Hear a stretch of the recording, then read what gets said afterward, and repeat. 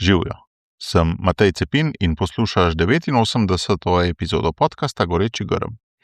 Tokrat je z menoj Damjan Dolinar, 50-letnik, ki je večino svoje kariere posvetil financam. Sedel je v 3 upravah bank in bil v določenem obdobju odgovoren za kar 3 milijarde evrov. Z Damjanom se poznava že dolgo, med drugim sva skupaj usposabljala skavtske voditelje in po tolikom času me je pogovor z njim zanimal prav iz tega razloga. Pred nekaj leti je Damjan namreč zapustil svet bančništva in se podal v vode svetovanja in coachinga. Zanimalo me je, kaj je bil razlog za to spremembo, za pot iz sveta velikih korporacij v podjetje, kjer je on sam edini član svoje ekipe. Mu je korporativni svet morda postal prenaporen? Drugi razlog za pogovor je bilo vprašanje, katere lastnosti so pomembne v njegovem bivšem svetu. Kaj mora človek imeti, da je izbran za nosilca tako velikih odgovornosti? In tretji razlog, Damjan se je skupaj z ženo soočal tudi z nepopolnostmi. V njunem primeru je šlo za neplodnost. Po različnih poskusih sta se odločila za posvojitev in zdaj te poti nikakor ne obžalujeta. A ni bila lahka. Naj pa vam povem še, da na Socialni akademiji skupaj z Damjanom v aprilu pripravljamo delavnico 2 popoldneva o upravljanju s časom. Njen naslov je 100% vse ob svojem času. V tej delavnici Damjan ne bo le poučeval tehnik, ampak boste odkrivali predvsem globlji, drugačen pogled nase in na svoje naloge. Torej, če ga želite spoznati tudi osebno, skočite na stran Socialne akademije ali kliknite na povezavo v opisu te epizode. Zdaj pa gremo kar v akcijo. Že veš, kaj je tvoj edinstven prispevek k boljšemu svetu in kako ga udejanjiti? V podcastu Goreči grm razkrivamo močne zgodbe tistih, ki že živijo svoje poslanstvo, zato da lahko ti najdeš navdih, prepoznaš svoje goreče grme in pogumno stopiš na novo pot. Živjo, Damjan, dobrodošel v Gorečem grmu. Pozdravljen, živjo Matej. Oseba, ki jo sicer že dolgo poznam, ampak ne tako pogosto, se ne vidiva tako pogosto, odkar si intenzivno stopil v svet financ in pa potem zadnje 2 leti ali koliko v svet coachinga. In bi se s teboj res rad pogovoril o teh 2 svetovih in o tudi vseh stranskih stvareh, ki so zraven. Začniva z enim takim fizikalnim, ekonomskim. Koliko je največja cifra v evrih, za katere si skrbel, bil odgovoren, upravljal, nekam nakazal, niti ne znam pravega glagola postaviti? V eni izmed bank, v kateri sem bil zaposlen, sem bil odgovoren za bilanco, ki je bila tam nekje okoli 3 milijarde evrov. To je to bi bila ta številka. petina proračuna? Ne vem. Državnega. Tako da je pa, bom rekel, vsak evro, za katerega skrbiš, je pomemben. To se mi zdi, da je tista osnova, ko delaš v banki. Kako gledaš recimo na tako številko, ker ima toliko ničel na koncu, ker vsaka tvoja odločitev lahko rezultira v eni majhni razliki, ampak pri 3 milijardah je to veliko več, kot bo en človek v celem svojem življenju videl, ne?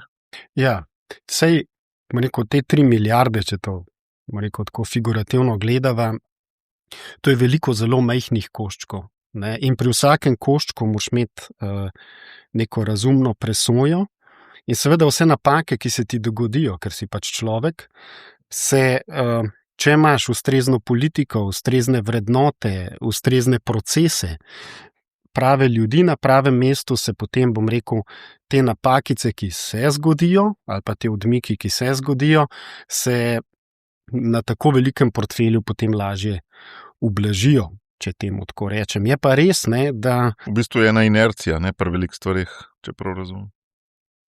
Velja zakon velikih števil, da je tako reči, ne, ampak se pa spomnim, ko sem še, bom rekel, bil pripravnik in sem pripravljal eno ponudbo za kredit enemu velikemu slovenskemu podjetju in mislim, da je bil znesek tam okoli 50 milijonov evrov. Jaz sem se potil ves čas, ne, vse 100-krat pregledal in potem, ko sem oddal, ne, šefu povem, zdaj sem pa oddal in koliko mi je bilo težko, je rekel ja. Je rekel, Damjan, to je normalno, ampak pri 50 milijonih, ko daješ 50 milijonov kredita ven, daš ponavadi firmi, kjer je veliko faktorjev, zaradi katerega je to relativno varno. Ne? Prav, veliko bolj pozoren moraš biti pri 200 tisoč evrih. Tisto je dostikrat težje. Dobro, ja. Zanimiva ideja.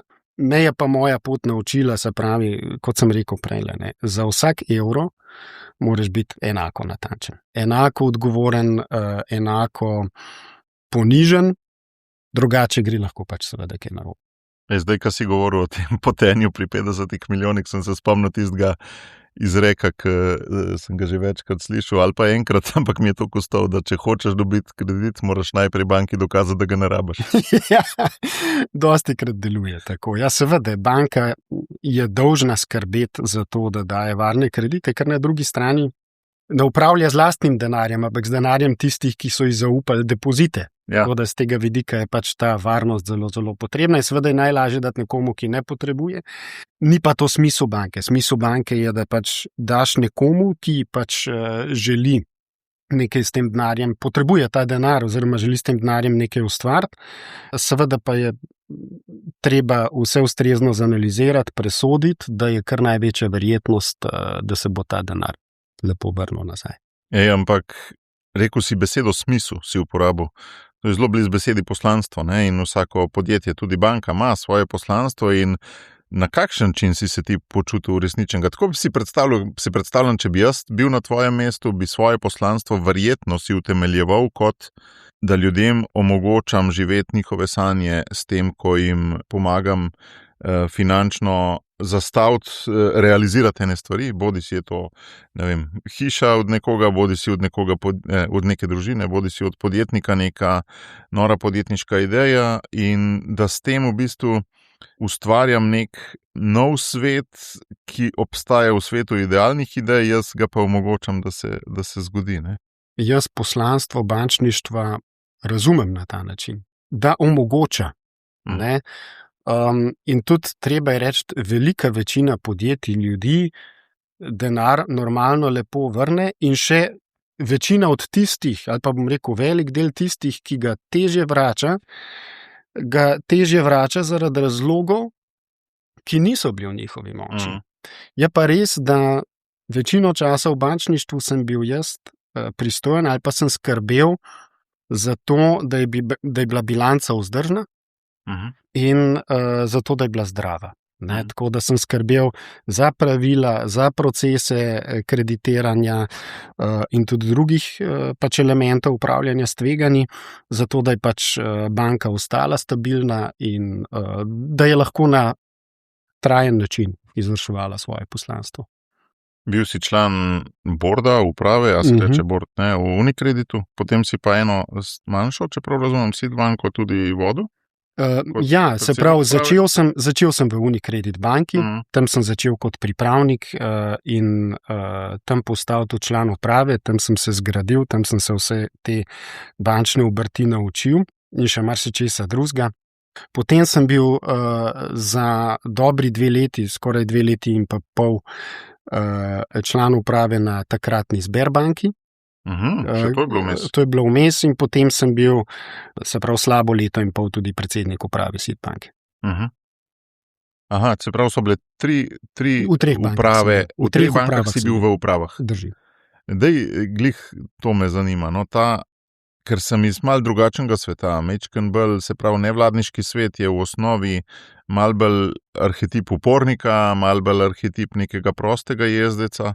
Z moje perspektive je to svet rekelcev, pisarn, političnih pogovorčkov, kjer moraš zelo paziti, da nisi čisto avtentičen, da razkriješ ravno prav. Svet majhnega števila odločitev, ki so pa itak že s toliko deležniki prekvašene, da na koncu resnici zelo malo ti narediš, in svet, v katerem si en del sistema in mogoče velikrat zelo prezrt kot človek. To zdaj ti svoje predsodke govorim. Ja. Kako pa to zares zgleda od znotraj? Kjer je od teh bil vrgo, kjer bi pustil noter, pa a si užival v tem, ali kaj te je vodilo? No? Ja. Dobro vprašanje. Mogoče navzven bančništvo res deluje tako. od odznotraj so pa to ljudje. In tukaj je polno dinamik. Seveda je bančništvo precej oblikovano glede na svoja pravila, ki jih ima, ki so postavljene od zunaj. Zelo regulirano vse skupaj. Zelo regulirano in namen teh pravil je tudi, se pravi, da neka stabilnost, da trajno bančništvo služi družbi. In seveda to vpliva tudi na mindset ljudi, ki so noter, ker imaš tudi od znotraj pravila, procese. Ja, en tip ljudi pride zraven, ne? Določen tip ljudi tip, pride tja. Ampak, bom rekel, srečaš noter pa vse, ker so to ljudje, pristni ljudje in tudi srečaš noter od zelo odprtih do zelo zaprtih, od ljudi, ki so zelo dinamični, do ljudi, ki so zelo umirjeni. In tudi noter imaš upornike in hvala Bogu, v vsakem dobrem podjetju imaš cel spekter. Te vloge se razvijajo. Cel spekter vseh teh ljudi, ker želiš imeti komplementarnost. Ne? Ena oseba od zunaj ne bi bila upornik, ampak znotraj banke pa je, ker je med samimi... Lahko, ja, možno, kaj pa vem. Ne? Seveda vsak ne bo šel v bančništvo delati. Je pa moja izkušnja bila ta, mislim, jaz sem se tam zelo veliko naučil, še posebej tudi o osebni rasti, veliko je bilo namenjenih sredstev, časa in energije, razvoju ljudi. Naprimer na Unicredit banki smo v zadnjem obdobju se veliko ukvarjali z agilnimi pristopi k delu, veliko odprtega je bilo in tudi, ko sem se pridružil bančništvu, to je bilo leta 2002, seveda je bil dress code, se pravi, kako so ljudje oblečeni, veliko bolj formalno, z leti je ta formalnost začela, bom rekel, izgubljati robove. Aha, se pozna. Se pozna in je vedno bolj odprto. 15, 18, 20 let si bil, ne? 20 let. V Unicredit banki sem bil 17 let, skupaj v bančništvu 21 let. Ne? In se je z leti tudi, bom rekel, to spremenilo. Vpliv je imel tudi COVID, se pravi obdobje korone, kjer so ljudje začeli delati od doma, vpliv je imela konkurenca strani neobank, kjer so bili mindseti, pristopi popolnoma drugačni in od tega so se tudi pozitivni učinki prelili v samo bančništvo, definitivno. Ne. Zagotovo bom rekel, ta klišejska slika, ki si jo na začetku opisal, ni tisto, kar sem jaz doživel. Verjamem. Kakšne lastnosti posameznika so tiste, ki ga pripeljejo v tak upravni odbor neke banke? Kaj misliš, da... Dobro, sej rečemo, v timu itak rabimo celo paleto lastnosti, ne boš zdaj rekel ena, ne? Ampak vseeno po moje so ene skrite, ki jih zdaj mogoče z razdalje, z distance vidiš, da so imeli pa vsi nekak skupni imenovalec. Jaz mislim, da je vsaka situacija, ko se izbere nekoga da postane član uprave, vsaka situacija je drugačna. Od okolja, se pravi, bom rekel, od podjetja ali banke, kakšna je tam kultura, kakšne so potrebe, do potreb tistega časa, v katerem se to izbira. Potem je tudi mnogo odvisno od tega, kdo je tisti, ki išče, koga tja noter dati, kdo je tisti, ki o tem odloča, s kakšnimi vprašanji se ukvarja, katere so teme. Potem imaš določene, bom rekel, skupine, ki imajo to relativno strukturirano, bom rekel, definirano, kakšne naj bojo lastnosti, ne? Ampak težko bi dal enoznačen odgovor. Ne? Če bi kdo hotel recept, ne vem, nič ni, kar bi zgradil čez noč. Kariero gradimo, bom rekel, vsak dan in to traja. To traja leta, dobivaš ta znanja, ona znanja in ko pride pač do odločanja, do nekega mesta, odločanja o tem, koga izbrati v upravo, seveda si ti lahko odličen kandidat, samo ne za tisti čas, za tiste potrebe, za tisto ekipo. Ne. Pravi človek na pravem mestu, reče. Nekaj takega. Je pa ena stvar pomembna, seveda, da moraš si pa to tudi želeti. To ambicijo moraš pokazati, morda ne za funkcijo, ampak zato, da si pripravljen prevzeti odgovornost, da si pripravljen voditi ljudi, da si se pripravljen ukvarjati z zahtevnimi vprašanji, ker na koncu to ni samo funkcija, kjer si zgoraj in je potem vse lepo, ampak pač prinese dodatno odgovornost in dodatne probleme. A je uravnotežen plus pa minus v smislu, kaj prinaša pa kaj odnaša? Tvoje pričevanje me zanima. Skozi čas bi rekel, da ja.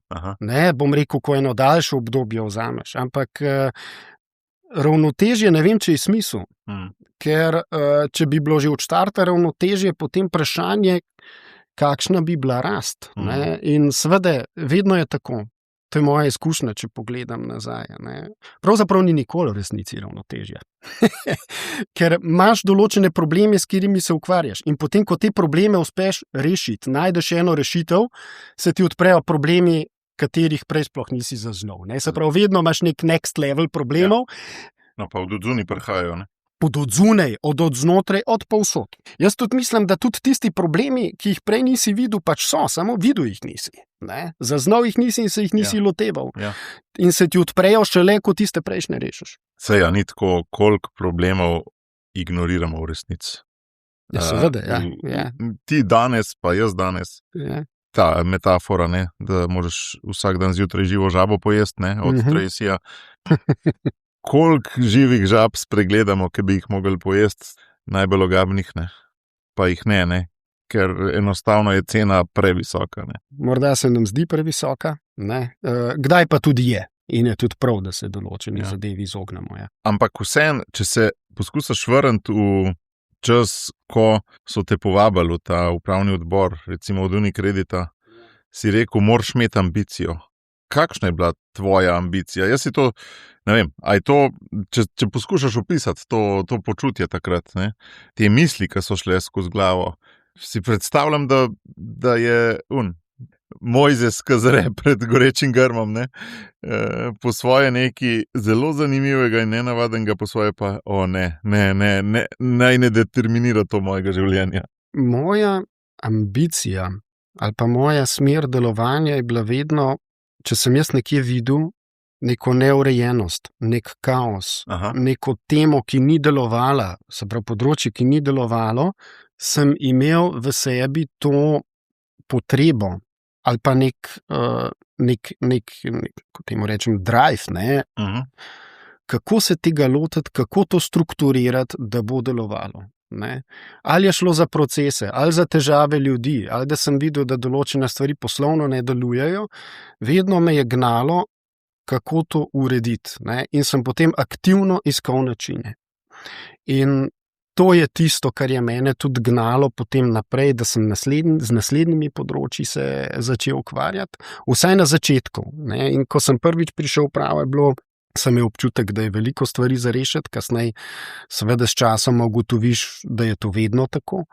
Kasneje se je pa pridružila še želja po novih izkušnjah, ko sem zamenjal področje, za katerega sem bil odgovoren, naprimer v upravi v banki, novih izkušenj, preizkusiti se drugje, nove dimenzije odkriti, tako da to je bila moja ambicija. Dodatna ambicija, ali pa dodaten element te ambicije, je bil pa vedno, kako z ekipo, ki ti je dana, se pravi z skupnostjo, ki ti je dana, kako narediti čim več oziroma jim pomagati, da sami najdejo smisel, da sami se začnejo razvijati in imajo motiv, kako zadeve delati boljše in tudi na koncu lastno zadovoljstvo. To me je tudi vedno gnalo. To, kar si rekel, urejevalec nereda, se nisi tako rekel, ampak jaz sem tako povzel. A to se ti kaže tudi v vsakdanjih stvareh, recimo, ko opaziš, da v družini nekaj ne štima, te prevzame, da bi uredil, ali pa ko opaziš, da v lokalnem okolju ali pa pri hiši je neka motnja, ki delovanje ni optimalno? Nisem prepričan, da me to žene povsod. So področja, kjer imam morda celo slepe pege in tega ne vidim, zagotovo so takšna področja. Je pa res, da marsikje, še posebej mene najbolj privlačijo situacije, kjer skupaj delujejo ljudje z različnimi interesi, z različnimi dojemanji, z različnimi znanji, z različnimi predhodnimi izkušnjami in kako to povezati in iz tega narediti nekaj več. Sinergičnost, ne? 1 + 1 je 3. To je tisto, kar mene žene. Saj 1 + 1 je 3, naj bi bilo tudi bančništvo, ne? Dava prihranke na kup, zato da bomo nekaj boljšega iz tega naredili, ne? Jaz mislim, da je v osnovi to ideja ali pa tista izvorna ideja vsakega podjetja. Ampak veš, jaz sem te vprašal ob vabilu, se pravi takrat, ko ti še nisi bil v bordu, ne? Kako si takrat doživljal, ko si bil ob gorečem grmu? Ne? Se pravi, ti si mi pol rekel, ja, tam sem pol videl stvari, ki sem jih mogel urediti, pa tako, ampak če me popelješ, če si me pripravljen popeljati v čas, ko so te, ne vem kaj, to so te povabili, ali si kandidiral sam? Povabili so me na razgovor. Se pravi, v Unicredit banki je bil proces vedno takšen, da so za vsako upravljavsko pozicijo so želeli imeti nabor večjih kandidatov, ki so šli potem čez določen proces preverjanja, izpraševanja, presoje. In v tistem času moram reči, da so se mi zdeli to veliki čevlji, velika odgovornost. Po drugi strani me pa je gnalo prav to, kar sem prej povedal, ker sem videl, katere stvari bi lahko drugače naredil, kako. Tako da je bila ena kombinacija obojega, se pravi, kombinacija priložnosti in kombinacija neke previdnosti, nekega spoštovanja do odgovornosti. Seveda, mlajši, ko si manj, ko si izkušen, manj razumeš, manj veš. In ko sem stopil v te čevlje, sem naenkrat potem zagledal polno enih izzivov, ki jih prej niti nisem poznal. In to mislim, da je običajno tako. Ja. Tako da in tista pot, ker sem bil relativno mlad in z današnjega vidika, ko pogledam nazaj, zelo malo izkušen. Pri kolikih letih si vstopil v board? Mislim, da sem bil star enih 34. Aha. To se meni danes res zdi mlado, ja. Je mlado tudi. Ne? In je bila, bom rekel, začetna šola naporov, pritiskov, dojemanja in upravljanja z različnimi sferami, ki ti do takrat sploh niso bile poznane. Se pravi, delovanja različnih deležnikov, kako to deluje, kakšna so pričakovanja. Je bilo to kar naporno obdobje na začetku. A pol delaš samo to, ali imaš tudi tako, da je board mal za zraven? Kako je to struktura zgleda? Veš, kaj mislim, a delaš neko svojo stvar, pa je bolj za zraven? Se pravi, se pravi, ko si v upravi, ja. Ne, si soodgovoren ja. z ostalimi člani uprave za vodenje podjetja. Ja. Seveda pa imaš znotraj uprave, zaradi čist nekega, bom rekel, upravljavskega optimiranja, si pristojen in odgovoren za določeno področje. In pol imaš neke ljudi, s katerimi kontaktiraš in ki jih vodiš. Potem imaš svojo ekipo, ja. Svojo organizacijsko strukturo znotraj tega, za katero si odgovoren, se pravi, da skrbiš za njihovo osebno rast, usposobljenost, za skladnost, za to, da se ljudje dobro počutijo in dobro delajo in za rezultate na tem področju. Se pravi, strukturno gledano imaš neko ekipo, ki jo vodiš in po drugi strani si del ene ekipe, kjer odgovarjaš za svoje vodenje. Ne? Tako je. In nekako si v tej... Tako je. Dost piramidalno, še vsem se to sliši, ne? Organizacijske strukture v bančništvu so narejene piramidalno, dočim, ko seveda v zadnjem obdobju način delovanja od znotraj se je začel tudi odpirati drugače. Katere so pa tiste lastnosti, ki si jih ti mogel pol pri sebi gojiti, da si lahko te pritiske, o katerih si govoril, zdržal? A veš, se mi zdi za poslušalce zanimivo, kadar so sami na neki odgovorni poziciji ali pa kadar imajo pritiske. Kere lastnosti, sej to ima vsak kaj drugega, vsak ima drugo šibko točko, ne? Ampak katere so bile pri tebi tiste lastnosti, ki si jih mogel gojiti? Nekaj elementov je. In če pogledam nazaj, najpomembnejši je, da ugotoviš ali pa poskrbiš za to, da nisi sam. Se pravi, pomembno je mogoče na prvem mestu, da zagledaš okoli sebe skupino ljudi, svojo ekipo, ali si jo zgradiš, ne, ali skupaj z njimi začneš funkcionirati. A zdaj le govoriš bolj o horizontalni ali bolj o vertikalni? V smislu ostali člani upravnega odbora ali govorim o tvojih podrejenih. Okay. Zato, ker če si odgovoren za določeno področje, imaš vpliv na to, kdo je v tvoji ekipi, ali pa imaš vpliv tudi, kako z njimi delaš, dočim, ko na horizontalnem področju so drugi ljudje, ki... Ne moreš jih zbrati, ampak veš, lahko bi tvoja izjava bila tudi v smislu, Matej, sej ga ne morem zbrati, ampak zberem si pa lahko kakšen odnos bom imel z njima. Ne? Zato, vsekakor. Zato, še da ti razložim, zakaj sem to vprašal, ker na vrhu hriba si sam lahko, kot vodja. Ja. V ekipi naj bi pa imel klapo. Se strinjam. A pričakuješ- Dobro, da si to A izpostavil. pričakuješ to, da nisi samo od ekipe ali od podrejenih, ne? Jaz mislim, da je oboje. Jaz mislim, da sta oba učinka pomembna, ko sem ti rekel, da je pomembno, da nisi sam. Eno je ta ekipa, ki je skupaj s tabo skrbi za določeno področje, se pravi, funkcionalno si jim nadrejen, ampak konec koncev ta ekipa skupaj skrbi za to področje in je pomembno spet noter, da imaš takšno ekipo, ki ima prave vrednote, ki zasleduje, bom rekel, da cela ekipa zasleduje en set vrednot, ki jim je skupen in je tudi tvoj. In še dobro je, da so zelo komplementarni. Ne? Zato, da v trenutku, ko ti sprejmeš določeno odločitev, da so jo oni sposobni testirati, da so jo sposobni izvati. Ogledalo nastaviti. Izjemno pomembno. Ker sploh, Da ko si si ne na poslušalcev nastaviš, ne? Ampak tako je, ker ko si izzivalci. na odgovorni poziciji, a ne, je to izjemnega pomena, ker pač odgovarjaš za veliko enih stvari, na katere nimaš 100% vpliva. In je pomembno, da imaš okoli sebe ekipo, ki s tabo raste in ti pri tem pomaga. Kaj te ni dodatni pari oči, ne? Super. Definitivno. To je to. Ne? Obenem je pa tudi pomembno, se pravi, ko sva govorila, pa zdaj bom rekel v horizontalni sferi, da tudi tam odpreš ušesa, oči, čute, ne, da so to ljudje, s katerimi sobivaš. Jaz bi rekel, še dlje bi šel, je pomembno, da odpreš kanale ali pa senzorje za vse te različne sfere, ker imaš zelo, ko si enkrat v upravi, imaš zelo različne deležnike okoli sebe. Eno so člani uprave, vsak je človek z svojimi dinamikami, strahovi, cilji, zgodovino in tako naprej. In seveda tudi tam se karakteri med sabo, če je zadeva dobro nastavljena, brusijo in pomembno je, da so ekipa, pomembno je spet, da so komplementarni in da se brusijo. Ne. Potem so tukaj člani nadzornega sveta, ki spet posamezniki, vsak z svojim mindsetom, svojim vidikom. Potem so tu, recimo v bančništvu je tukaj še regulator, nadzornik, ne. In pomembno je, da odpreš senzorje za vse te sfere in da razumeš, da zaznaš, kaj se tam dogaja, zato da potem lahko ustrezno pelješ. Empatija si zdaj tudi v bistvu omenil na nek način. Ali?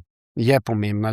To je pomembno, ker ti si skupaj z ostalimi v ekipi, se pravi v upravi, odgovoren in sploh v določenih napetih, težkih situacijah je pomembno, da ekipa deluje kot eno, ker drugače se moraš s tem ukvarjati. Ne? In zgubljaš osredotočenje na tisto, kar je bistveno. To sem mislil s tem, ko sem meni rekel. Meni je bilo že nasploh zanimivo, kar si rekel, ja, tudi te sočlani uprave so ljudje, ne? Seveda. Ne, ampak, a veš, a ni to tako, v idealnem svetu bi bila to ekipa? Najprej ta. Ja, ampak noben izmed nas ni idealen, ne? Dajva s tem začeti. Moja izkušnja je, da se sproti učiš. Sproti se učiš in če si odprt in če je, zelo pomembno je tudi, kdo vodi upravo, kako skrbi za to, da se te energije začnejo med sabo dopolnjevati. Se pravi, spet en voditelj zgoraj, ki skrbi za upravo, ne.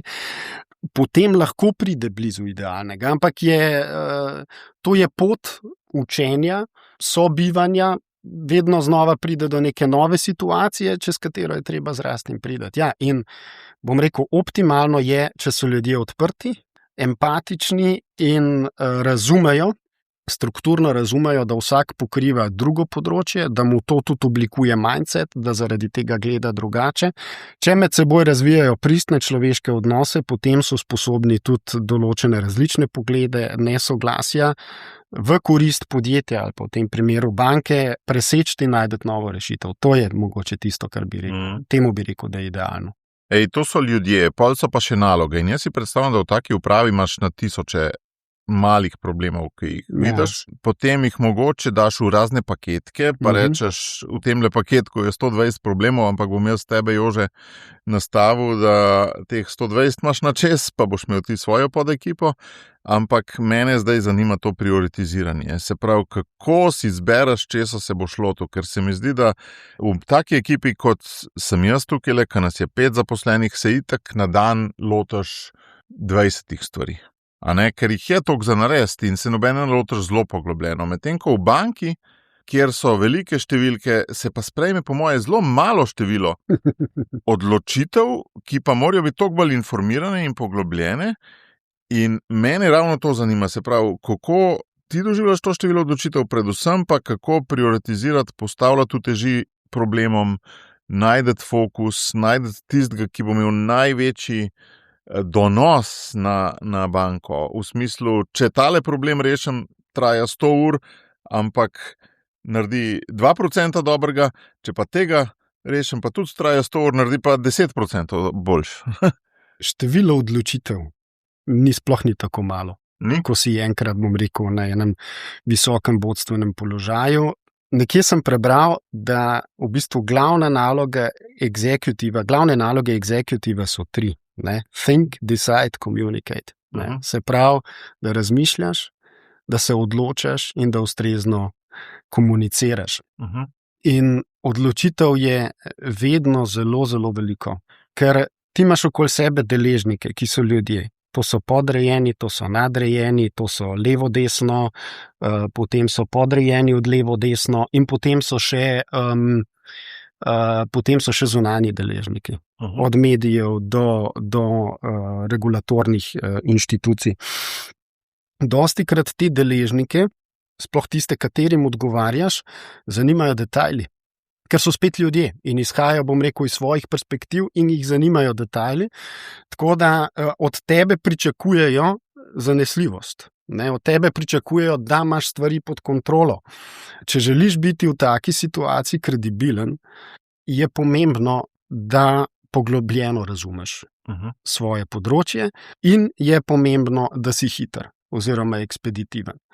Ko si govoril o prioritetah, izjemno pomembno, ko imaš enkrat toliko enih odločitev. Postavljanje prioritet je verjetno ena izmed ključnih nalog, ki jih ima en menedžer. Kaj je v tistem trenutku za podjetje najbolj pomembno? Včasih so kakšne stvari nujne, ker so življenjsko nujne, in tukaj imaš skozi to balansiranje, ne? Ta ples med pomembnim na dolgi rok, zato da je zadeva stabilna na dolgi rok, se pravi trajno uspešna, vmes imaš pa stvari, ki so pač življenjsko pomembne. Meni pred leti, ko sem bral Makabejce, je bilo točno to zanimivo noter, ko so se pravi, eni izmed Judov so se odločili, ker je bil Gospodov dan, da se ne bojo borili in so jih vse pomorili.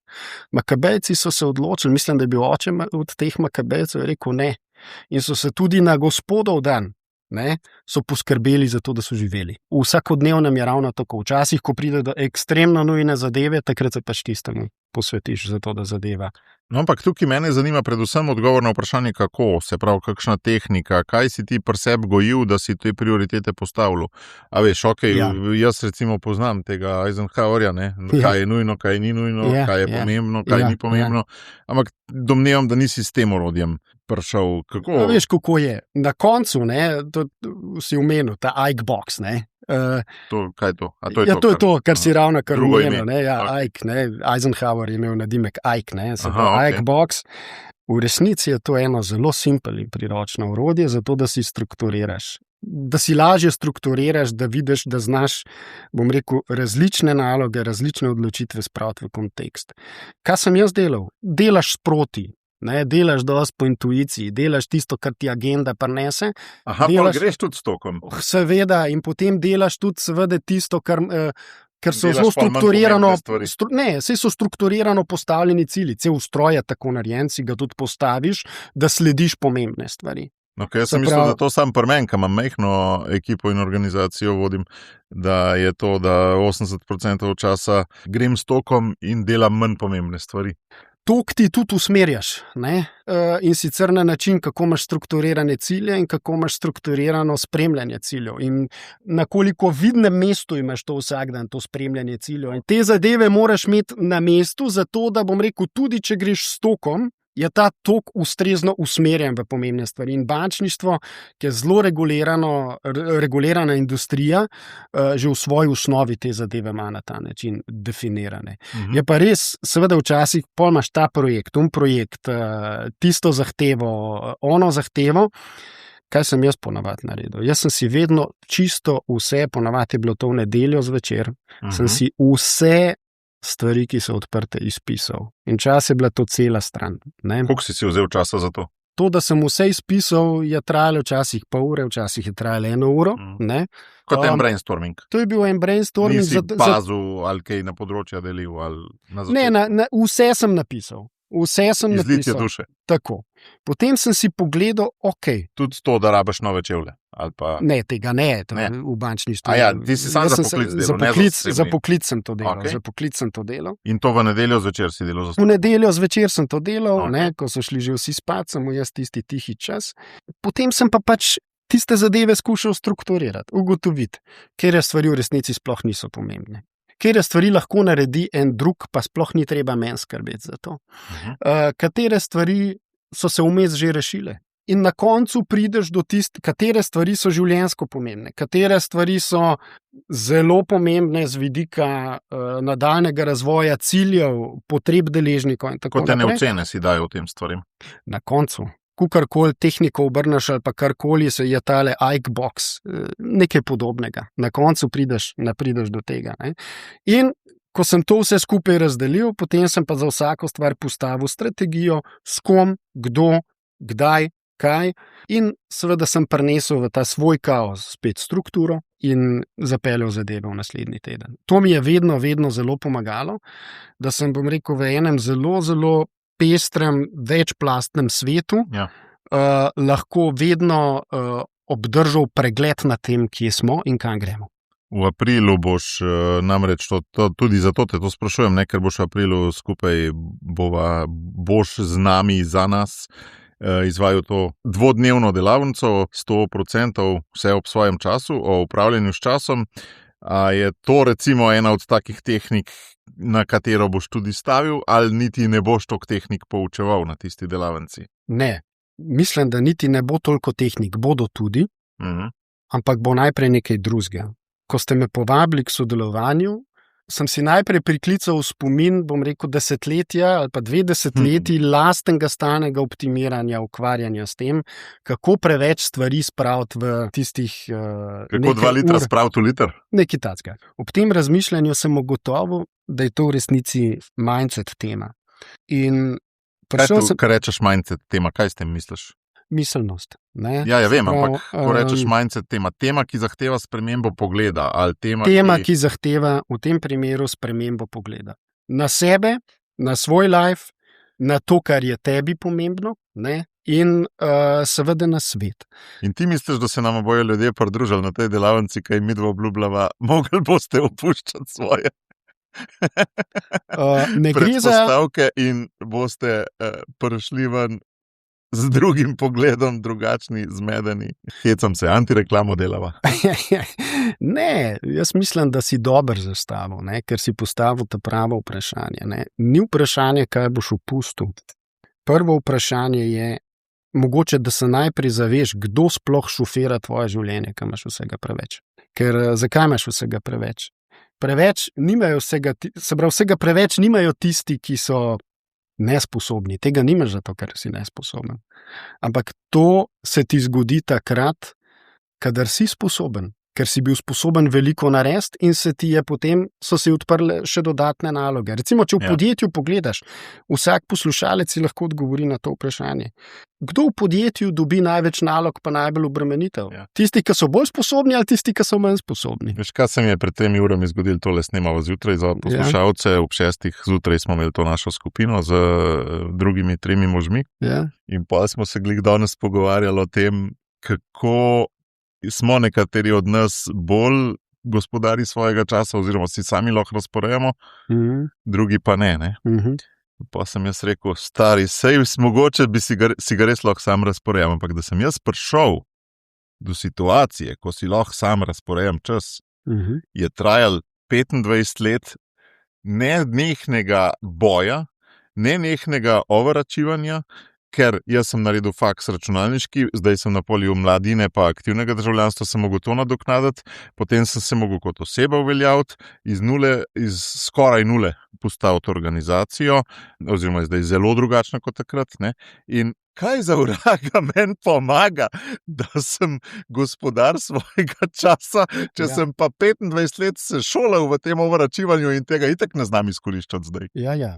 Ker sem si zapekel navade, da itak moram narediti dvakrat toliko, pol sem še na nehvaležnem področju kot katoliški nevladnik, pa moje oči mi dajo krat 1,5 rabim časa za stvari. A veš, skozi neko to. In kaj mi zdaj pomaga ta navidezna svoboda, ki smo ugotovili, da je to pesek v oči velikrat. Sej vem, da ni čista, ampak tako mal provokacija, hkrati pa moje današnje pričevanje od zjutraj.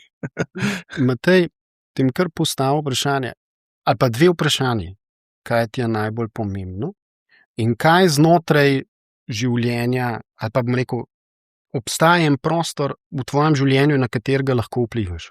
Tudi če misliš, da ne moreš na vse vplivati, vplivaš samo na en določen prostor lahko v svojem življenju. In ključno vprašanje je, kako lahko tisto oblikuješ. In tudi pri delavnici je točno to. Najprej ugotoviti, kaj ti je sploh pomembno. Zato, ker če ti non-stop delaš vse, kar ti okolje daje na krožnik, potem zadovoljuješ potrebe drugih. Obenem, ker je zadev veliko, ker zmoreš, dobiš še več, potem katera stvar od teh je najbolj pomembna? Vse skupaj postane ena checklista in samo še kljukaš in greš skozi tok. Ali pa s tokom, tako kot si ti rekel. Veš, jaz nisem tok človek kljukič. Jaz imam v tem svobodo, da si definiram, kaj mi je pomembno. Ampak jaz ti govorim, da sem se tej svobodi zavestno skozi 25 let antitreninga odpovedal. Jaz sem sposoben za danes popoldne se odločiti. Imam 3 možnosti, kako bo popoldne potekalo. Nimam še definiranih kljukic. In lahko grem delno po navdihu. Ampak si ne bom te svobode prvoščil, ker je ta trening, da te svobode nimam, da moram narediti krat 1,5 ali pa krat 2. To, kar si ti rekel. Mislim, pa sem jaz rekel, 2 litra ne gre v 1 liter, razen pod tlakom, ki ga bo enkrat raznesel. Ker sem navajen, da je 2 litra v 1 liter toliko časa, da si ne bom vzel te svobode, da bom pa danes lahko 1 liter naredil. In točno v tem je point. Ključno vprašanje je, kjer liter bi rad spil. Zakaj bi 2 litra filov nečesa, kar mogoče ni nujno niti tvoje. In na koncu imaš 1 liter. Nekaj časa gre. To je tako, kot pri Lego kockah. Nekaj časa lahko prestavljaš, strukturiraš, optimiraš.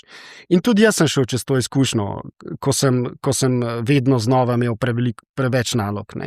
Optimiraš, samega sebe optimiraš.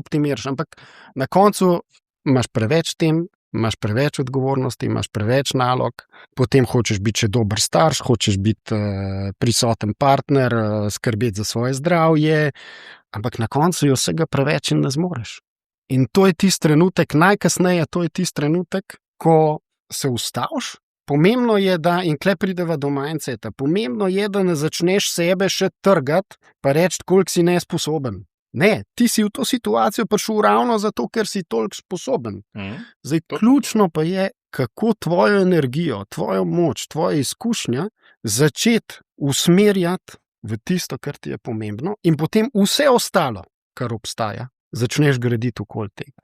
In tukaj se začnejo potem rojevati čudeži. In seveda, spremembe mindseta niso enostavne, včasih so bolj enostavne, ampak dostikrat so na poti neke slepe pege ali pa neke blokade, ki jih imamo. Ampak, ko si enkrat v skupini in ko vidiš, da lahko tudi drugače, potem se stvari naenkrat začnejo spreminjati in tako, kot pri vsaki osebni rasti, ko pogledaš nazaj, si rečeš, a to je bil problem. Tako da delavnica na začetku. Ki ga je lažje videti. Se pravi, rekel si 2 dela, sta v prvem delu je ukvarjanje, se pravi, s tem, kaj je meni v resnici pomembno, in obenem pomembnost fokusa, se pravi 100% osredotočenosti na eno zadevo, nekaj, kar v današnjem času pozabljamo, zgubljamo tudi zaradi vseh, tehnoloških motenj, ki jih imamo okoli sebe. V drugem dnevu, se pravi, je pa poudarek na tem, kako se tega lotiti. Ta naslov 100% in vse ob svojem času, kaj meni je fantastičen, ampak mi je več, tako mi je na intuitivni ravni mi je fantastičen, kar si ga ti predlagal. Kaj tebi pomeni? Ta prvi del 100%, pa drugi del vse v svojem času. Dobro si rekel, 2 dela sta. 100% je, če želiš do nekega cilja prideti v življenju. Se pravi, da nekaj želiš doseči, da nekaj želiš postati, da se nekaj želiš spremeniti, da nekaj želiš doživeti. Če želiš to zadevo dobro upraviti in res zrasti, potem je potreben 100% fokus. Fokus je tisti, ki omogoča, da tvoja osebna rast, te spremembe v tvojem življenju dobijo pospešek. Se pravi, ni disciplina, zato ker trajne discipline nismo sposobni. To je mišica, ki se utrudi. Ni moč volje. Dostikrat mislimo, da je moč volje. Tudi to je mišica, ki se utrudi in to velja za vse nas. Fokus je tisti, ki prinese razliko, se pravi 100% osredotočenost. In če se na eno zadevo 100% osredotočiš, tudi če za 2 ure, brez motenj, tam začne zadeva rasti. Tako je. In to je ta 100%. Če želiš nekje na svojem področju spremembo, tudi v tvoji agendi, v tvojem načinu dela, kot si prej omenil, je 100% fokus na to zadevo za neko, daljše časovno obdobje. In v tem obdobju smeš izklopiti druge motnje. In to na ta način lahko večinoma upravljaš s svojim časom. To možnost ima vsak. To je 100%. Moč fokusa. Mogoče še to primero dam. Fokus je kot ročica pri navoru. Več, ko je fokusa, večje breme boš lahko dvignil. Se pravi, daljša ročica, večje breme boš lahko dvignil. Pri vzvodu tako je. Vse ob svojem času je pa pol naslednji korak. Ko enkrat izbereš eno zadevo, ki ti je pomembno, in investiraš, se odločiš, da se boš temu posvetil, da boš dal 100% energije v tisto, kar ti je noro pomembno, potem prideš seveda do situacije, da ne moš vsega naenkrat delati. In če ne moš vsega naenkrat delati, potem je treba določene stvari dati stran. Vendar pa to ne pomeni, da jih daš stran zavedno. Ampak v tistem trenutku, ko novo mišico gradiš, v tistem trenutku daš eno drugo zadevo na stran. In ko tisto mišico zgradiš, potem lahko tisto zadevo, ki bi jo prav tako rad počel, lahko spet začneš upravljati. In to je ta drugi del naslova, vse v svojem času. Prav tudi, pri upravljanju svojega časa nekaj časa potrebujemo, da razvijamo določene mišice in je zato v tistem času treba določene stvari iz svojega življenja odmakniti. Če ne pridemo nazaj do tega, da je spet vsega preveč. Tako se mi zdi, da vse ob svojem času je lahko ali opravičilo, vse ob svojem času, ali je pa obljuba. A veš, to sta dve zelo različni. V našem primeru naše delavnice je, ko postaviš prioriteto, da tisto, kar je na drugem ali pa na tretjem mestu, ne pomeni, da tega ne boš počel, samo ne zdaj. Se ni treba odpovedati, če ne. Nujno. Tako je. So stvari, ki jih moraš, to so čisto druge stvari, ki jih moraš iz svojega življenja dati ven, ker ti vežejo energijo. In tudi s tem se bomo na delavnici ukvarjali. Skratka, obiščite spletno stran, v aprilu bo. Drugač pa ravno zdaj zaradi tega, ker sva šla že na to temo, ta tvoja tranzicija iz finančnika v mindset coacha. Ma tako, ne vem, tale Gregor Kosi iz Lidla, pa tako polhen vas je, ki ste, predstavljam si, da je ta svet, korposvet ti postal premalo svobode ponujal in si hotel postati malo bolj, bom tako rekel, ti si 50-letnik, tako kot jaz, sam da si par mesecev starejši. Mogoče si pa v krizi srednjih let to opazil. Kriza srednjih let v smislu ponovnega premisleka, je to od življenja? Provociram, ampak res me zanima tvoja iskrena zgodba te tranzicije. Več faktorjev je tukaj bilo. Ko sem izstopil iz korporativnega sveta, dajmo tako reči, ali pa iz bančništva, je bila moja prva želja, da potrebujem nekaj časa, da se regeneriram. Rekel, če si ti... Se pravi, si do konca dajo 2 litra v 1 liter, če si rabo regeneracijo. 12 let sem bil 100 ali več odstotno fokusiran in angažiran. In seveda, tako kot sem rekel, ravnotežja nikoli ni, vedno se ukvarjaš z nekimi novimi izzivi in sem investiral noter veliko in zato tudi bom rekel, razvil veliko nekih talentov, veščin. Veliko mi je to v življenju dalo, ampak sem pač v tistem trenutku rekel, zdaj je pa mogoče trenutek, ko za premislek, za počitek, za regeneracijo in takrat še nisem razmišljal o tem, da bi počel kaj drugega.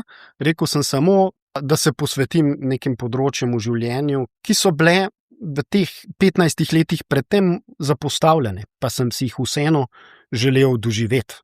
In potem sem začel stvari spoznavati. Na prvem mestu sem začel, ker je bilo več časa, ker sem se tudi sam umiril, sem začel... Ti si dejansko, da pojasnva, če se prav spomnim tvojega pričevanja, tvoje zgodbe, zapustil redno delovno razmerje in delal nič nekaj mesecev. Ja, zelo malo časa delal nič. Ja, mogoče 2 meseca sem najprej delal nič, pa me je takoj nekdo povabil spet k enemu projektu v nekem srednje velikem podjetju, tistega sem se udeležil, ampak v tistem času se je v meni začel potem nekaj premikati. Ker sem začel veliko bolj pristno dojemati svojo ženo, svoje otroke, začel sem veliko bolj dojemati, kaj se jim dogaja, kako so, in me je ta sprememba pri zaznavanju, se pravi pri mojem odnosu z njimi, me je pritegnila. To je bila prva stvar. Druga stvar, ki se je zgodila, dobil sem en mail, kmalu po tistem, ko sem, izstopil iz tega sveta, sem dobil en mail od tega nemškega coacha Christiana Bischofa, jaz pa organiziram 2-letno usposabljanje za mindset coacha, to je neko potovanje k samemu sebi, raziskovanja samega sebe, in sem rekel, to me pa zanima. Očitno si že poznal tega človeka? Tega človeka sem poznal, predtem sem že prebral njegovo knjigo, tudi Bewusstheit, se pravi te v nemščini. Bewusstheit je v bistvu čuječnost. In je tudi v času, med korono mi je ta knjiga zelo, zelo veliko dala. Potem sem se, ker mi je bil zelo zanimiv, sem se udeležil enega izmed njegovih online seminarjev, mislim, da je bilo to decembra 2021. Nisi ga pa prej še osebno srečal? Nisem ga prej osebno srečal in tudi tistih 21 dni online seminarja je šlo na temo, kako življenje vzeti v svoje roke in kako postati, gospodar svojega življenja. In je bilo res 21 strukturiranih dni in je bil en velik boost, ena močna, velika sprememba, tudi nova spoznanja. Kakšen je bil Damjan pred in po teh 21 dnevih? Kaj je bila glavna razlika? Kaj sem našel je... Ne prav to razliko v stanju. Ja, ti povem. Eno novo kvaliteto moje relacije do izzivov, ki so pred mano, sem dobil, ker sem se zavedel takrat prvič zavestno in tudi praktično, dveh stvari. Kako učinkovito pridobivati nove navade, ki si jih želim, in kako ravnati s strahom, kako stopiti v strah. In to so bile take zanimive naloge, da si, zjutraj stopil iz hiše, pa se zadaril, jaz sem zmagovalec, ali pa kaj takega, se pravi, to so bile take male vaje, ki pa so na koncu v človeku, tudi v meni, naredile eno spremembo. Ja, veš, kako je, zato, ker je čudna, je ljudem to težko narediti. Okay. In to ti svojim možganom, kle sva že na mindset področju, začneš dokazovati, da ta strah je v bistvu neracionalen. Mislim, ampak tudi, če bi se zadaril Jezus je kralj, bi bila mi isto čudna, pa bi mi bila boljša za narediti. Ja, okej, bi mi bila isto čudna. Ja. Obstajajo še bolj zanimive, ampak o tem morda še kasneje, pa kdaj drugič. No, ampak videl sem moč, kako vzpostavljati navade, kaj je za to potrebno in obenem, kako iti čez določene zadeve, strahove, ki na koncu vidiš, so povsem neracionalni, oziroma gotoviš, da imaš v sebi, ali pa ne, drugače, vidiš, da te ene zadeve odvračajo od določenih korakov, čisto brez veze.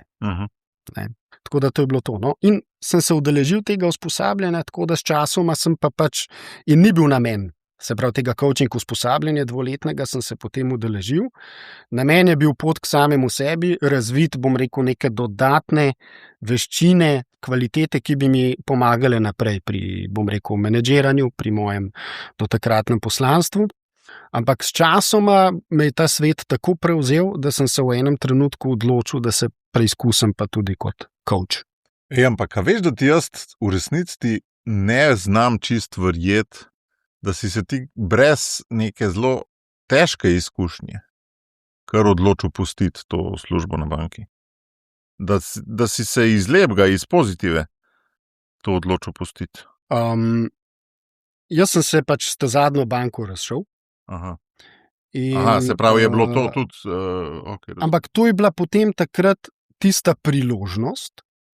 To je bila tista priložnost za mene, da sem začel določene stvari razmišljati. Ali pa določene stvari nadoknaditi, določene stvari doživljati, ki sem se jih že prej želel in sem že večkrat imel v svojem planu, da si bom vzel čas. In to zgodbo pa kupam, ja. Da bom šel na en sabbatical ali pa nekaj takega, da se bom regeneriral. In do tega je prišlo.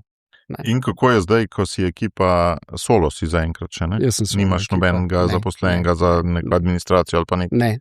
marketing, neki? Ne.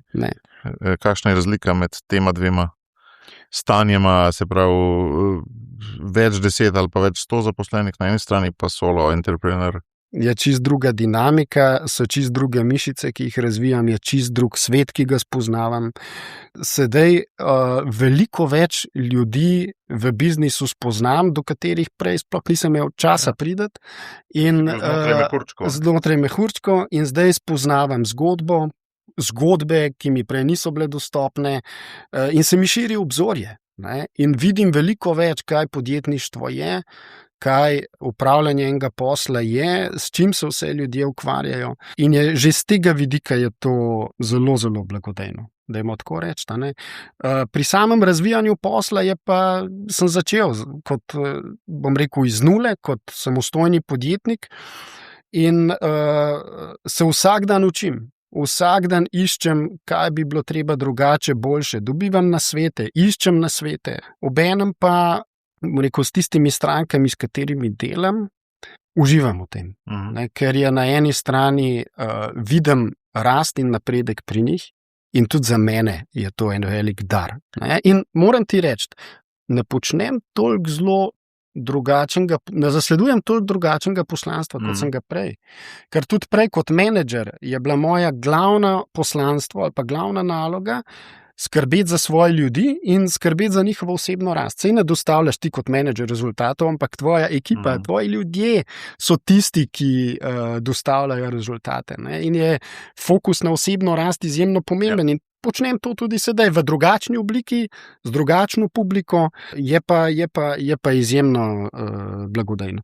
Mogoče za poslušalce Damjan res dela z velikimi podjetji in s posamezniki na pozicijah v velikih podjetjih, tako da tudi ta delavnica v aprilu to ni nekaj, kar bomo vsak mesec ponavljali, ne? Ker vseeno je to en skok zate tudi, ne? V eno drugo ciljno skupino. Definitivno, ja pa ne, dajva reči ja pa ne, ker na koncu, tako kot sem rekel, se pravi, delal samo v bančništvu, tam so ljudje in to so običajni ljudje. In tudi, bom rekel, to, kar delamo zdaj skupaj z akademijo, to so ljudje, običajni ljudje. Vsi smo običajni ljudje. Vsi smo na nekje, ne? Ja, vsak ima svoje cilje, vsak ima svoje težave, ne? In nekaj najlepšega je, ko lahko skupaj pridemo in ko ta skupnost, ta moč skupine drug drugemu pomaga, zato da pride do nečesa novega in da ima boljše življenje. No, zdaj, ko si rekel cilje in težave, jaz vseeno res želim kazati tudi to dimenzijo ranljivosti v tem svojem podcastu, ker se mi zdi, da nam je Mojzes lahko lep zgled s to odprtostjo do ranljivosti. Ne? Ti si tudi veliko let delal Exodus, G90, ga še ne. Ja, smo v 7. letu. Da te je iz rekreativca pripeljal nisi tega sicer uporabljal, ampak jaz uporabljam za to stvar do Jezusovega učenja. Pa si dobro povedal. Ampak ta tvoja ena ranljivost pa nepopolnost, ki te je zelo zaznamovala vaju z Erno, ženo, ki jo pač jaz obadva poznam od skavtov, je v bistvu nezmožnost spočetja otroka, se tako reče. Bi bil rad previden pri tem. Ja, neplodnost. Ja, in kako je pa mindset, zdaj, ko si ti mindset coach, najbrž imaš tudi refleksijo tega, kako je pa mindset se razvijal na tem področju, potem sta posvojila 2 otroka.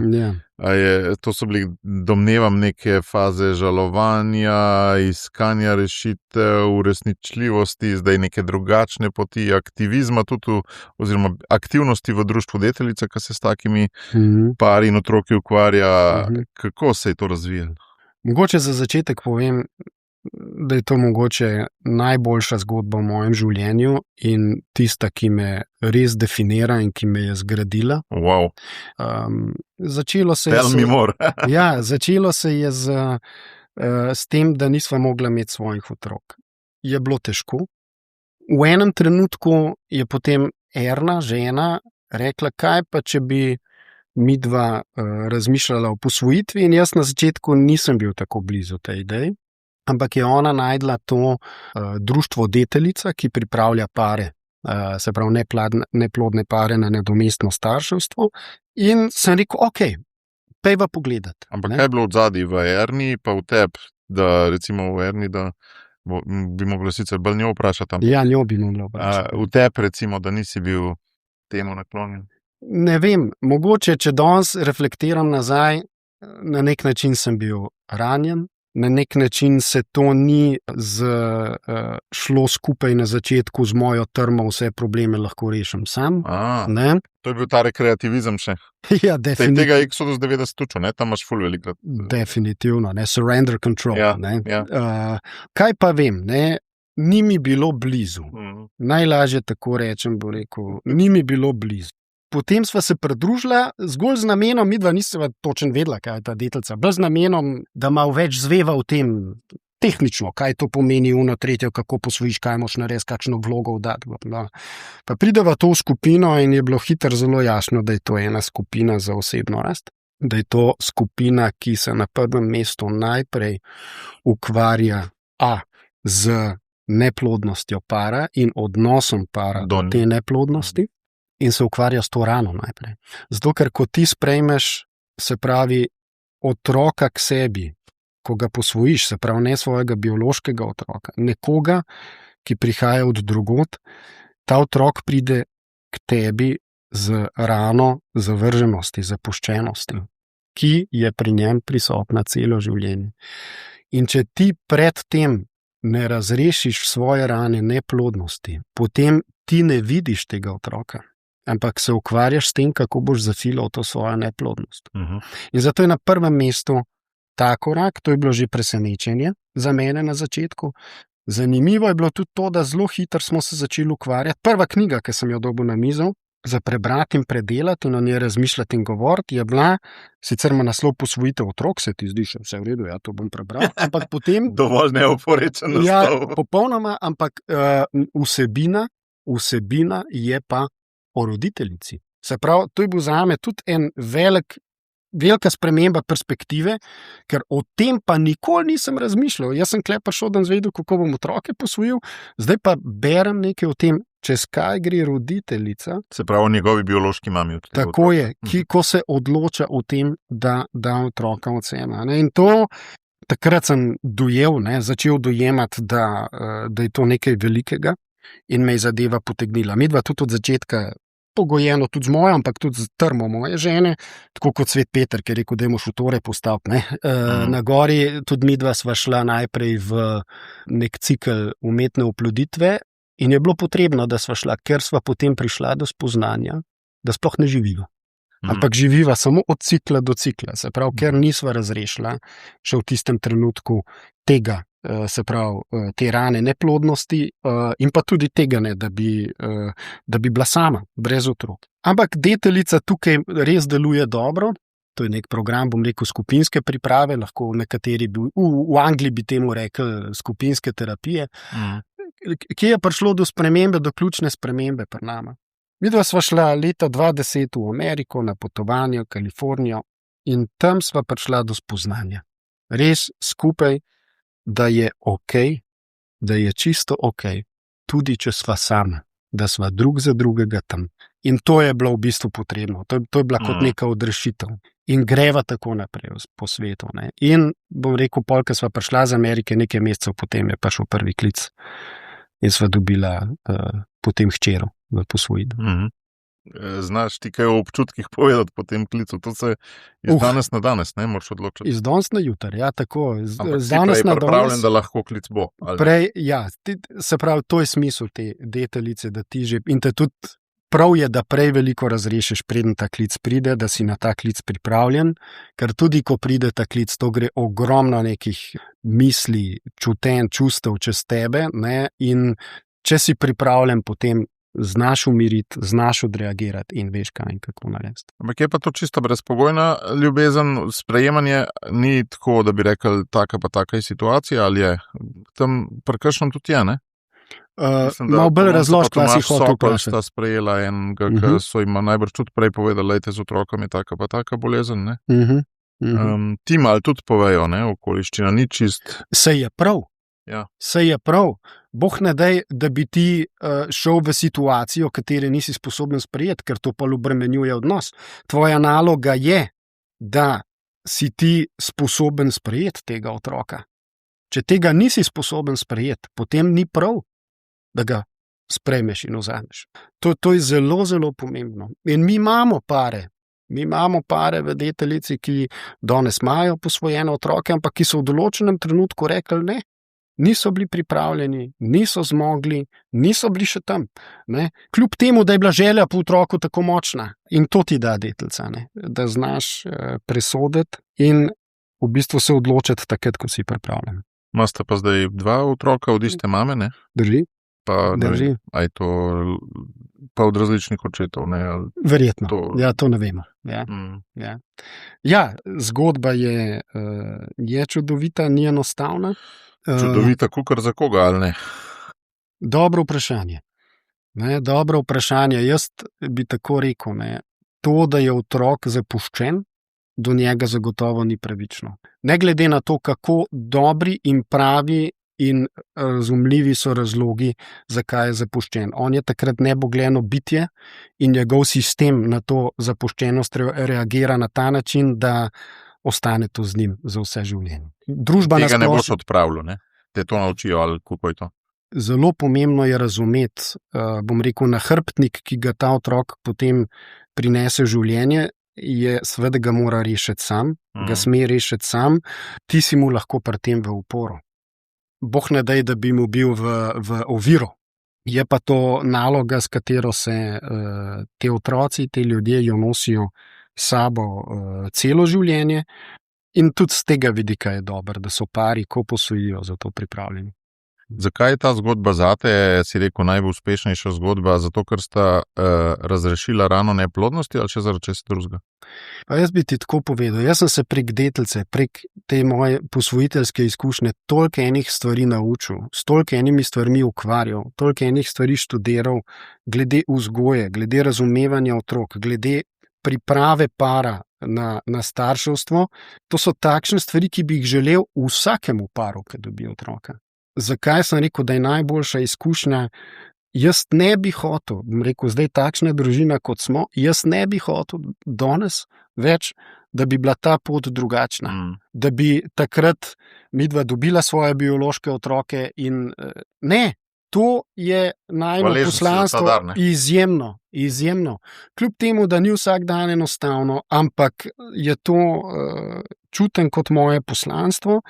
In jaz imam Obamava te najne otroke neizmerno rada in je res ne bi hotel, da bi bilo drugače. Še več, odprle so se nam nove dimenzije, ker smo spoznali tudi 3 sorojenke, ki so tudi šle v posvojitev od najnih otrok in je, bom rekel, najno dojemanje, razumevanje družine je dobilo čisto neke nove dimenzije. Mi smo zdaj družina še z določenimi drugimi družinami, se z nekaterimi redno srečujemo, tako da je to en blagoslov. Tako se mi zdi, veš, kaj za sveto družino rečejo, Marija, pa Jožef, pa Jezus, tako odpiljena, izven okvirov, tako tudi podobno vi, Ja, izjemno. To zdaj ne pomeni, da ne bi kdo napačne predstave dobil, da so to zdaj, da je vse poslano z rožicami, daleč od tega, se tako kot v običajnih družinah. Prav tako so še določene specifike, ampak to je moja, to je najna zgodba. Še zadnje vprašanje,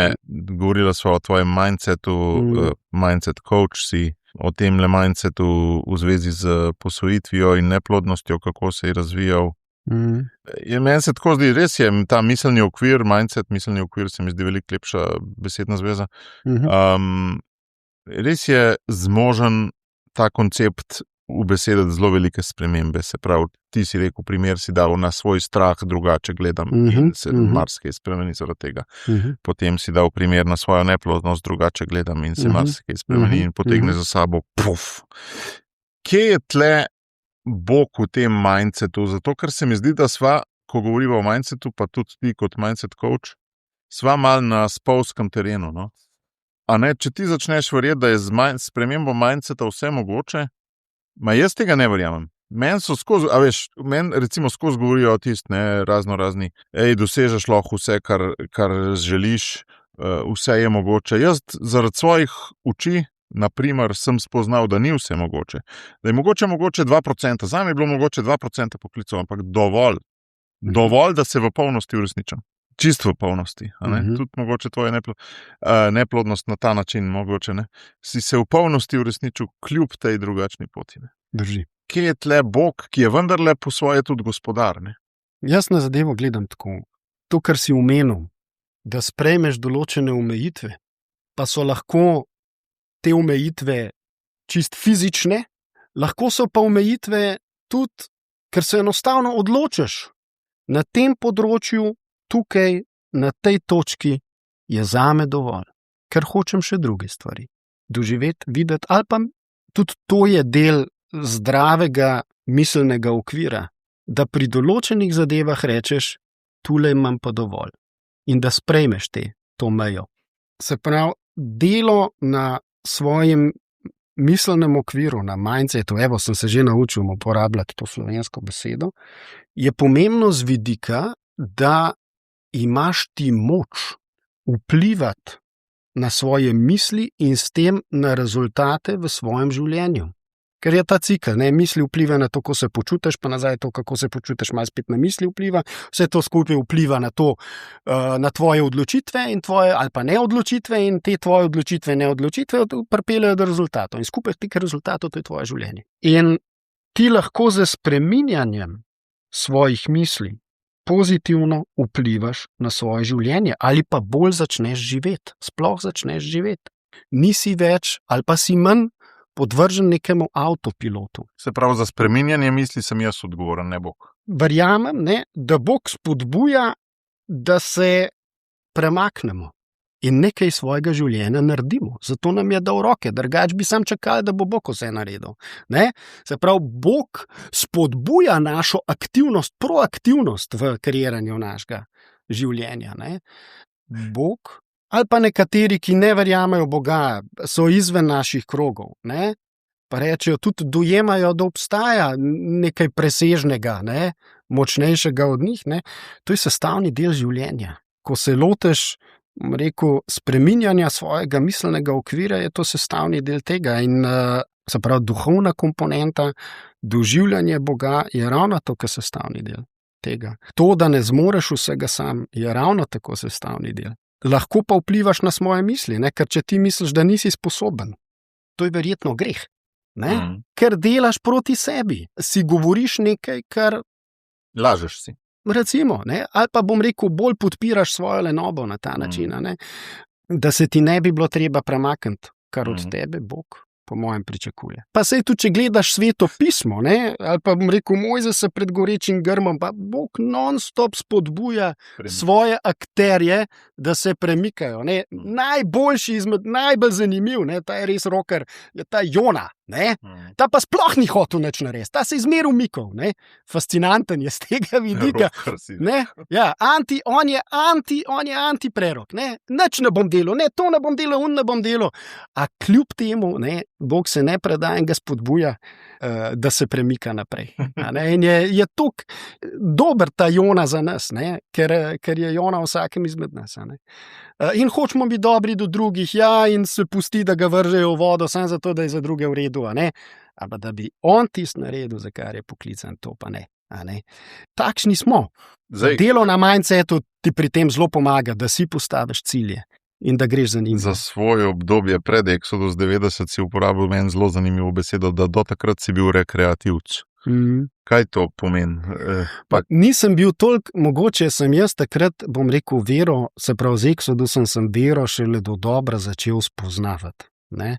Moje izobraževanje ali pa bom rekel usposabljanje v veri je bilo omejeno na verouk mladinsko skupino in potem udejstvovanje skauti in tako naprej. Same lepe, dobre stvari, same pozitivne izkušnje. Z Exodusom je stvar postala veliko bolj resna. Začel sem spoznavati... V bistvu si začel plačevati za vero, ne? V narekovajih govorim, veš kaj mislim? Ja. S postom, z časom, investirati, ki si ga posvetil v molitev. Investirati, ja, tako, ja. Investirati, točno tako. Ne? Še dodatno se mi je tudi na mojem, se pravi pri moji duhovnosti, ne? Ki je del življenja, se je začelo odpirati to, kar sem jaz pri biznisu že razumel, pa vedel, da je prav. Na eni strani rabiš eno strukturo. Rabiš potrpežljivost, in pojaviti se moraš vsak dan vedno znova. In vsak dan vedno znova se moraš ukvarjati z svojimi padci in praznovati, še bolj pomembno, praznovati tisto, kar ti je uspelo. In to sem začel tukaj dojemati. Veš, ker pri Exodus 90 se praznuje pretekle svetnike. Tudi. Pa Valentinovo, pa tako naprej. Tudi. Ne uspeh, ne v smislu, ta teden ti je uspelo moliti vsak dan 1 uro, lahko praznuješ. Bravo, to si dobro povedal. Razlog za praznovanje. To si zelo dobro povedal in se strinjam. Blagoslovi, ki jih naenkrat prepoznaš v življenju. Ja. Ko prepoznaš, kaj se ti v družini dogaja. Ko ugotoviš, kako dobro je zate in za tvojo družino, ko jim zavestno, prezentno nameniš svoj čas, se angažiraš in da to prepoznaš. Tako da to so take stvari. Mi smo v naši ekipi šli pol delati še vse tiste izobraževalne vaje, ki jih je Exodus nekoč ponujal. In ne vem, če jih še, saj v aplikaciji so nekje v zadej, so še. In tiste so bile pomembne, ker so bile formativne z vidika tudi intelektualnega razumevanja vere, krščanstva, ki je mnogim izmed nas, pravzaprav meni je bilo do takrat zastrto.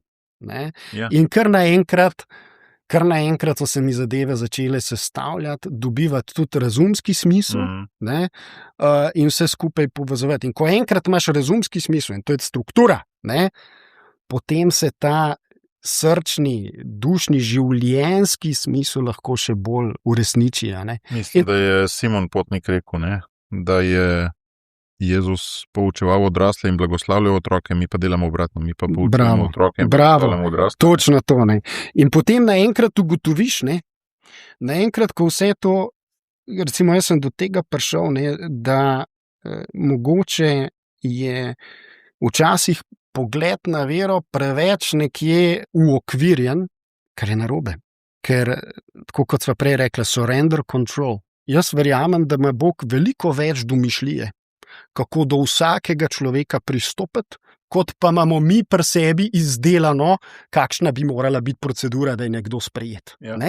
To je ključno in na ta način, ko enkrat ta surrender control sprejmeš, manj vrednotiš druge ljudi, manj sodiš in veliko več lepega prepoznavaš. In kaj se je meni zgodilo? Kaj se začne roller coaster. Bravo. Kaj se je meni začelo v življenju dogajati? Čudoviti pogovori z ljudmi, ki niso blizu našemu občestvu v cerkvi. Ko naenkrat ugotoviš, kako oni dojemajo Božjo prisotnost.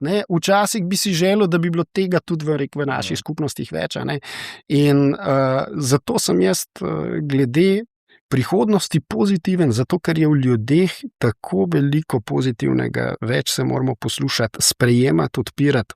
Glede prihodnosti sem pozitiven, ker je toliko dobrega v vseh ljudeh. Ja. Hvala, Damjan. S katero besedo bi za konec opisal sam z eno? Občutje tega pogovora. Potovanje. Jaz pa navdih. Hvala ti. Hvala tebi, Matej, čudovito.